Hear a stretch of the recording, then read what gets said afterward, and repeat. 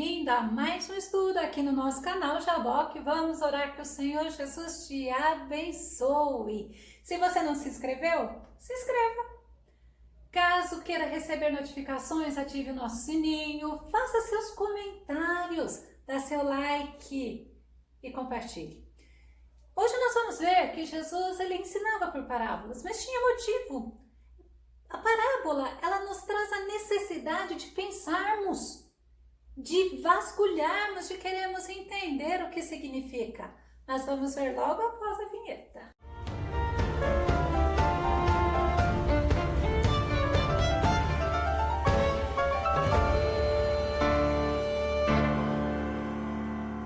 Essa parábola que nós vamos ver mostra Jesus nos ensinando que é um ouvinte, um receptor da palavra. Vamos ao tema de hoje?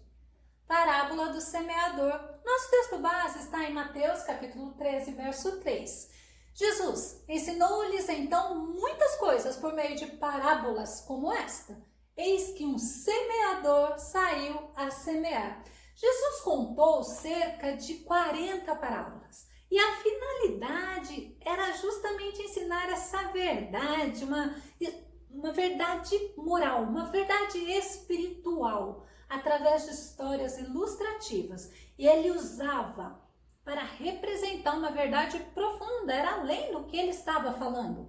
Essa parábola, ela nos traz assim importantes lições sobre o reino de Deus. Essa parábola, ela está nos evangelhos sinóticos, que é Mateus, Marcos e Lucas. Evangelhos sinóticos por quê? Porque há uma semelhança entre esses evangelhos. Tipo, nas suas escolhas, na ordem dos relatos, na estrutura, nas palavras, que tem a ver, que a gente lê um e fala, nossa, mas eu li isso já no outro, né? Com alguns detalhezinhos que é interessante. E a parábola do semeador, ela nos mostra como a palavra de Deus é recebida pelo homem. Ela é falada, ela é explicada pelo próprio Jesus. Além de Jesus falar, olha que Jesus tremendo. Para aqueles que tinham intimidade com ele, ele ainda explicava que era para os seus discípulos. Já a multidão, ele falava. E ainda falava, quem tem ouvidos ouça. Mas vamos a Marcos 4:3 para a gente entender? Ouvi. Eis que saiu o semeador a semear. Semeador é um homem que vai semear, que vai com um bocado de sementes. Esse semeador com as sementes, ele deixa cair na beira do caminho, em pedregais, entre espinhos e em boa terra. O que aconteceu com cada semente e onde caiu é o que nós vamos ver agora. Primeira semente caiu à beira do caminho. Marcos 4:4. Essa semente caiu junto do caminho e olha o que aconteceu. E vieram as aves do céu e a comeram. Segundo tipo caiu em pedregais. Marcos 4, versos 5 e 6 fala assim, onde não havia muita terra e nasceu logo, porque não tinha terra profunda, mas saindo o sol queimou-se, e porque não tinha raiz, secou-se. A outra entre espinhos está em Marcos 4:7, e outra caiu entre espinhos, e crescendo os espinhos a sufocaram, e não deu fruto.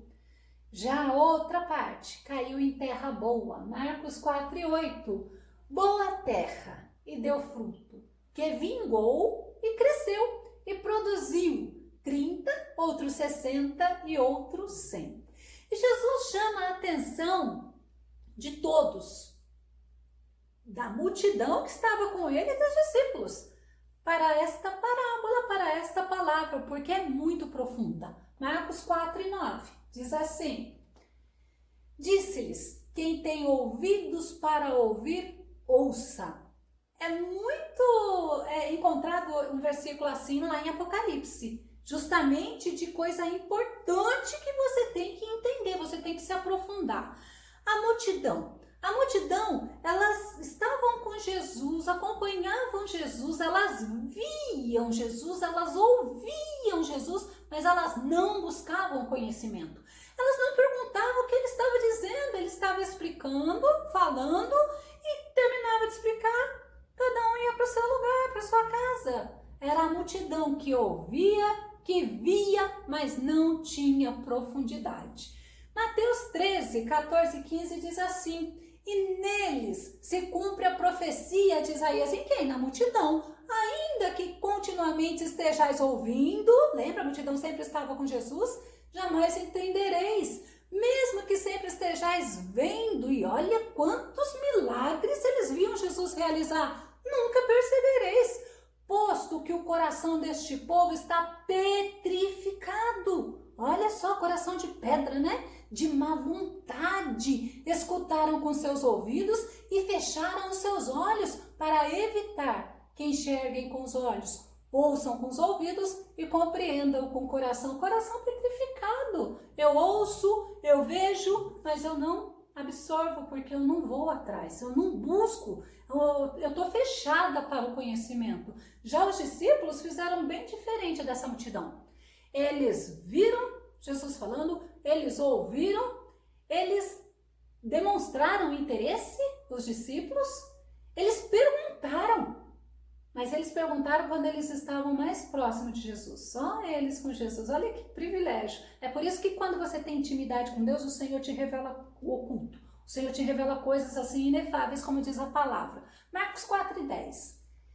E quando se achou só, os que estavam junto dele com os 12 interrogaram-no acerca da parábola. É a nossa função, nós temos que procurar, nós temos que nos aprofundar. Oséias 6:3 fala assim: então, conheçamos e prossigamos em conhecer o Senhor. E é interessante porque às vezes a gente lê a Bíblia, não sei quantas vezes você já leu a Bíblia inteira. Se você não começou, comece, vale a pena. A primeira vez você pode estar assim, não estou entendendo nada, mas hoje tem tantas versões mais esclarecedoras. A segunda vez você já vai ficar assim, olha que interessante. A terceira vez parece que os versículos pulam assim. A quarta, a quinta, quanto mais você lê, você vai ficar assim, cada vez mais admirado com as coisas que Deus deixa revelado para nós pela palavra.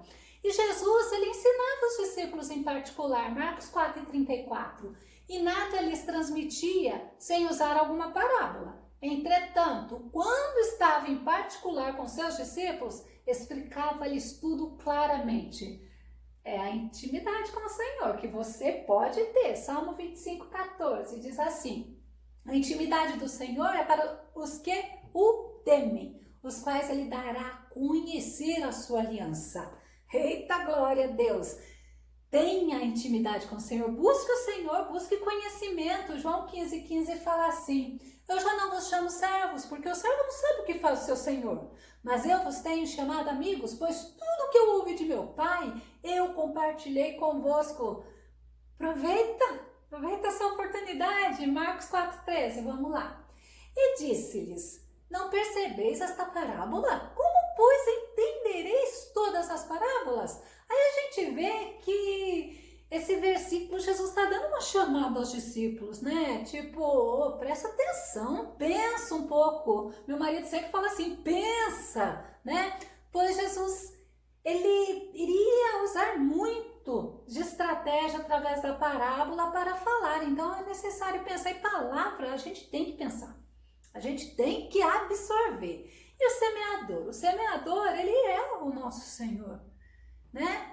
Usando quem? Os servos dele. Você, quando aceita Jesus, você passa a ser servo, você passa a ser filho, você passa a ser amigo. São todos aqueles que falam do Evangelho. Nós somos os agentes de Cristo nesta grande obra. E João 15:15 fala assim: porque sem mim nada podeis fazer. Nós fazemos a nossa parte, nós falamos do Evangelho, nós levamos o Evangelho, mas quem vai fazer a obra é o Espírito Santo. E é a semente ela significa o Evangelho. Diversidade de terrenos é justamente o coração do homem que vai receber a palavra do Evangelho. Essa receptividade do homem ao Evangelho. Então a gente viu que primeiro uma parte caiu na beira do caminho. Nós vamos retomar Marcos 4:4, que diz assim: a semente caiu junto do caminho e o que aconteceu com ela? Vieram as aves do céu e a comeram. Aí você fala, e o que significa isso? O próprio Jesus explicou. Alguém ouve a palavra do reino, ele não entende, vem o maligno, arrebata o pouco que ele conseguiu absorver e ficou nada no coração dele. Ele não entende porque ele não buscou mais conhecimento, ele não entende porque ele não procurou, porque Deus não é injusto. A pessoa ouve, não procura ir um pouco além, buscar conhecimento através da própria palavra, ela ouve, não se aprofunda, qualquer coisa distrai ela, faz ela perder o foco, ela se envolve com as coisas daqui da terra, o diabo tira do coração dela aquilo que ela aprendeu porque ficou na superficialidade. É tremendo. Outra parte é dos pedregais, Marcos 4, 5 e 6, fala assim: onde não havia muita terra, e nasceu logo porque não tinha terra profunda, mas saindo o sol queimou-se, e porque não tinha raiz, secou-se. Diz que não tinha nem umidade. Vamos à explicação que o próprio Jesus dá, Lucas 8 e 13, diz assim: e os que estão sobre pedra, estes são os que, ouvindo a palavra, recebem com alegria, mas como não tem raiz, apenas creem por algum tempo, e no tempo da tentação se desviam. Vamos lembrar quando você vê algo assim maravilhoso da parte de Jesus, você fica empolgado, você fica feliz e você crê, olha, Jesus faz milagres, Jesus é poderoso, mas daqui a pouco vem uma tentação, vem algo assim que rouba a tua atenção. Como você não criou raiz, você não se aprofundou em conhecer o Senhor, por isso que Oséias 6 e 3 fala: sigamos e prossigamos em conhecer o Senhor, aí você logo se desvia. Solo raso, não é mesmo? Semente não pode criar raiz, solo pequeno. Recebeu a palavra e fica pouco tempo. Tempo vem o da tentação, não suporta a adversidade, não suporta a luta, não suporta a provação, ainda vira pra gente e fala assim: eu pensei que servir a Jesus seria fácil, mas não é não, só que tem um detalhe, tem recompensa. Oh, glória a Deus. E a semente que caiu entre os espinhos, como diz Marcos 4 e 7, e a outra caiu entre espinhos, cresceu entre os espinhos e sufocaram os espinhos, sufocaram. Fez o quê? Não deu fruto. A explicação está em Marcos 4 e 19, que diz assim: mas os cuidados deste mundo, os enganos das riquezas, as ambições de outras coisas entrando, sufocam a palavra e fica infrutífera. A gente para um pouco para pensar, sempre nisso aí falam de Marta, né? Porque Marta estava toda apavorada lá para fazer o melhor para o Senhor, mas no terreno, no servir, né, terreno. Mas a gente olha quantas pessoas convivem com a gente, até mesmo dentro da igreja, mas assim, não deu para entender, né? Numa ansiedade tremenda, numa preocupação terrível. Aí outros já assim numa ambição, como fala a ambição das coisas. E isso faz sufocar, continua tendo igreja, mas não dá fruto, porque está preocupado só com o que interessa a si próprio. 1 Timóteo 6 e 17 nos traz uma ideia. Não ponham sua esperança na incerteza da riqueza, mas em Deus, que dê tudo nos provê ricamente para a nossa satisfação. Gente, Deus cuida, Deus provê. Olha o estudo anterior. Deus provê todas as coisas. E a terra boa? Marcos 4 e 8 diz assim: boa terra e deu fruto, né? Então a outra parte caiu em boa terra e deu fruto, que vingou e cresceu. Um produziu 30, outro 60 e outro 100.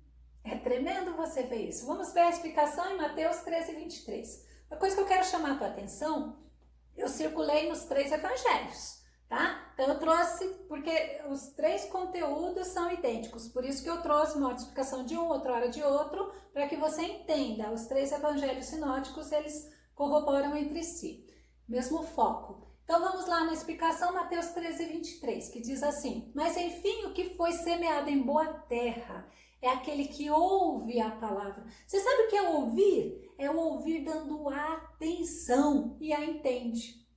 Parênteses aqui, vamos abrir? Quantas vezes você vai na igreja, você sai da igreja, o que o pastor falou? Não sei. Né? Então é importante, esses daí eles ouviam e entendiam.